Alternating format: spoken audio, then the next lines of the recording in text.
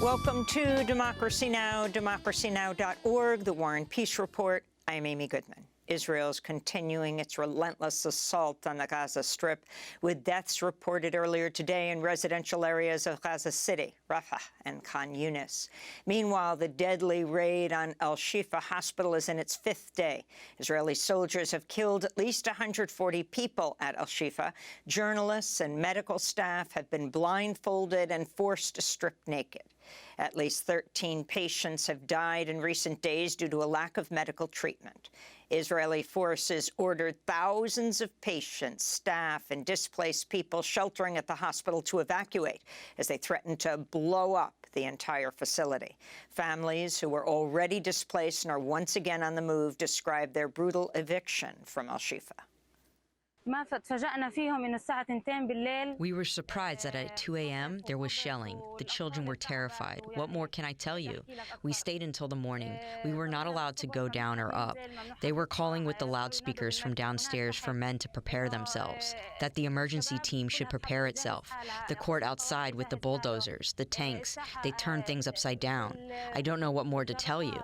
The children were terrified. They turned things upside down in Al-Shifa, in the area of Al-Shifa. They didn't care about a child or a pregnant woman or youth or anything. Al Jazeera has shared video that appears to show an Israeli drone targeting, then launching an air attack on a group of at least 4 unarmed civilians as they were walking in an open area of Khan Yunis in Gaza. One young man who survived the first bombing attempts to leave the scene before being killed in another strike. The shocking video is said to date back to February, but was released on Thursday. This all comes as U.S. Secretary of State Antony Blinken held a meeting with Prime Minister Benjamin Netanyahu in Tel Aviv today in his meeting with other Israeli officials and the War Cabinet.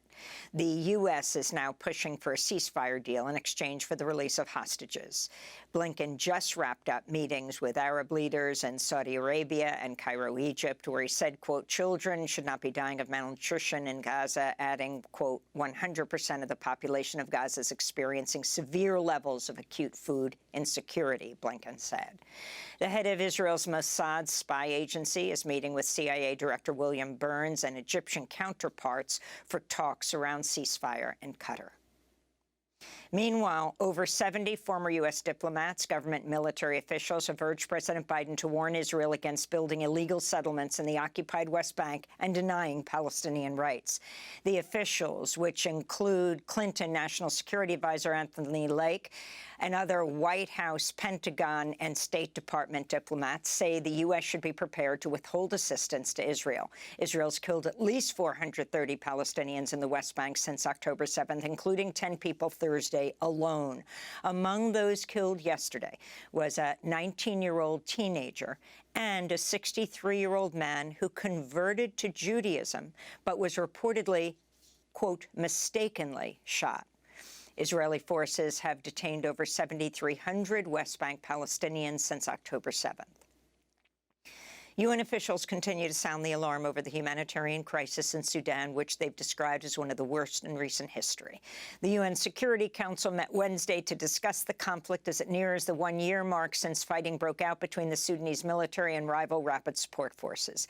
Edem Wasornu, the director of operations for the UN Office for the Coordination of Humanitarian Affairs, warns Sudan is possibly on course to become the world's worst hunger crisis. Malnutrition is soaring to alarming levels and is already claiming children's lives. A recent MSF report revealed that one child is dying every 2 hours in Zamzam camp in El Fasher, North Darfur. Our humanitarian partners estimate that in the coming weeks and months, somewhere in the region of around 222,000 children could die from malnutrition. And with the estimated, WHO estimates that more than 70% of health facilities are not functional. In Haiti, armed groups have launched new attacks and blockades in the suburbs near Port-au-Prince, with multiple deaths reported. Haitian police say an operation killed the head of Delma 95, Ernst Julme, known as Tigreg. Delma 95 is part of Jimmy Charissier's alliance of armed groups. The U.S. State Department Wednesday confirmed it had completed the first evacuation of more than 15 U.S. citizens from Port-au-Prince. Florida officials also chartered a plane to evacuate over a dozen residents of Florida from Haiti Wednesday.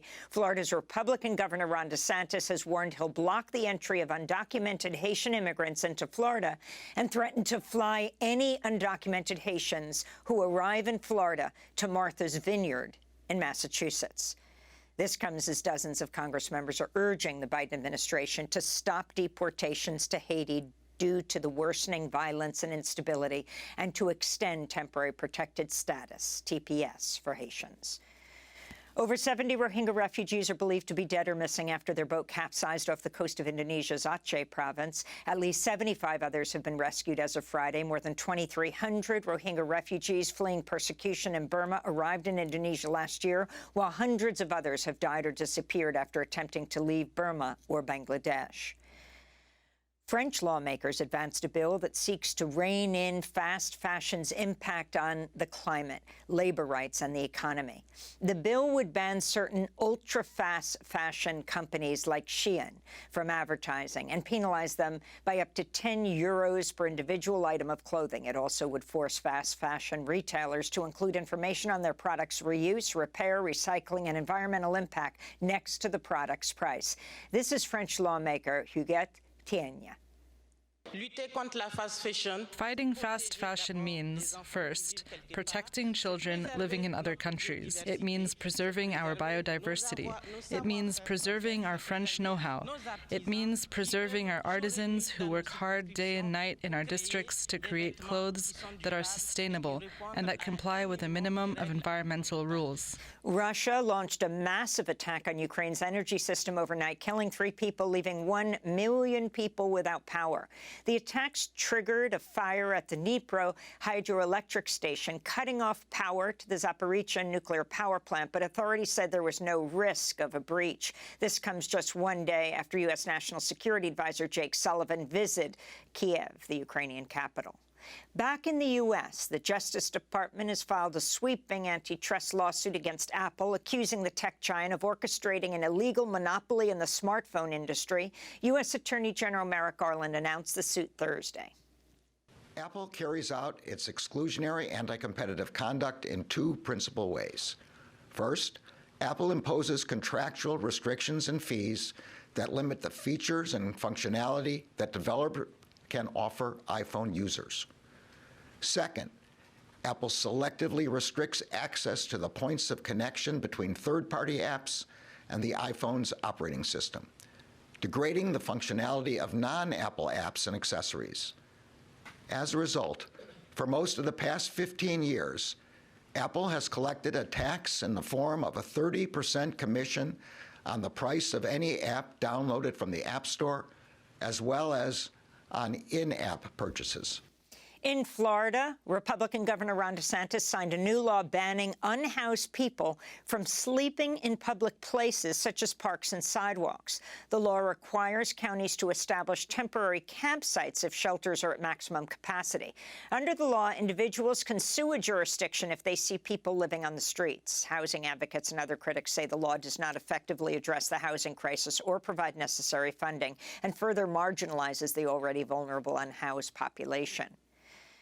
Here in New York, home health aides are on a 5-day hunger strike, calling on the city to pass the No More 24 Act to put an end to 24-hour workdays. The majority of home health workers are women of color and immigrant women.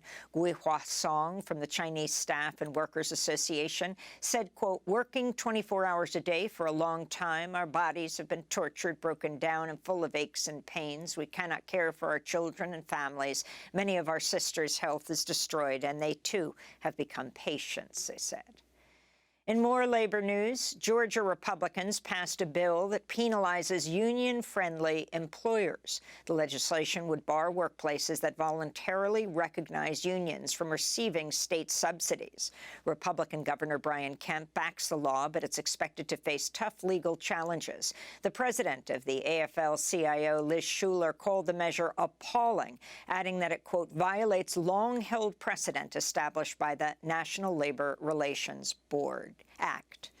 And Senator Bernie Sanders and Congressmember Alexandria Ocasio-Cortez reintroduced the Green New Deal for Public Housing Act this week to address the dual crises of climate change and unaffordable housing. This is AOC.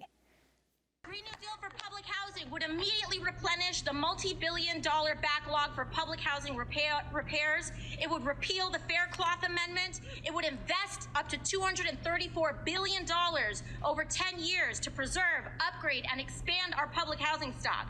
It would bring public housing down to zero carbon emissions while creating 280,000 jobs in America. It would end the era of government neglect, demolition, and privatization of our public housing stock. This bill also addresses unsustainable rent prices. And those are some of the headlines. This is Democracy Now!, democracynow.org, The War and Peace Report. I'm Amy Goodman.